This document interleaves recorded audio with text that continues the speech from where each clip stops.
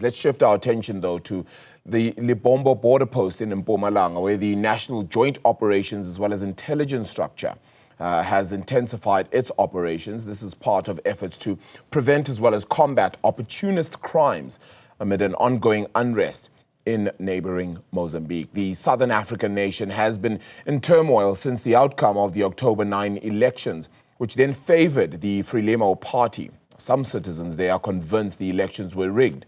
Newzroom Afrika's Mweli Masilela joins us live from Komati now. Mweli, won't you just give us just a lowdown of the situation right now as it stands at the Lebombo border post, whether there is what seems to be a tenuous situation or have things really just calmed down and nothing to worry about as yet?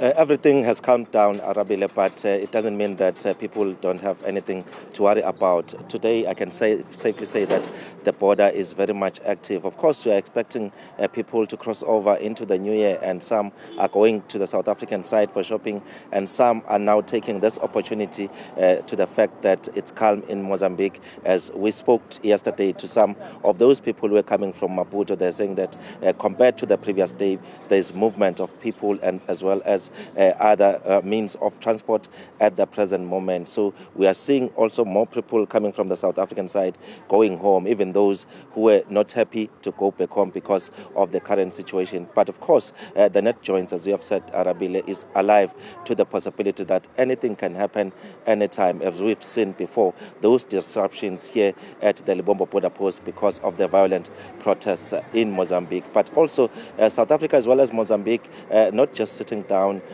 allowing everything to happen because of the current situation. They are also trying by all means necessary to resolve this issue because it has got a huge negative impact in as far as the economies of these countries are concerned. We know that there have been complaints about these trucks being stuck here because of the situation in Mozambique. Many businesses losing millions of rands because of the situation. But we've seen President Cyril Ramaphosa sending a special envoy to Mozambique, that is Professor Sidney Mufumadi, to facilitate those engagements. But what has come up also is that some of the members of the opposition, especially the presidential candidate of the opposition party, Podemo, that is Venancio Mondlane, is in exile. So it is quite difficult for them to facilitate those conversations when some of the most key people in this conversation are not in the country. So we'll see as to how that situation unfolds. But also the NatJoints are alive to the possibility that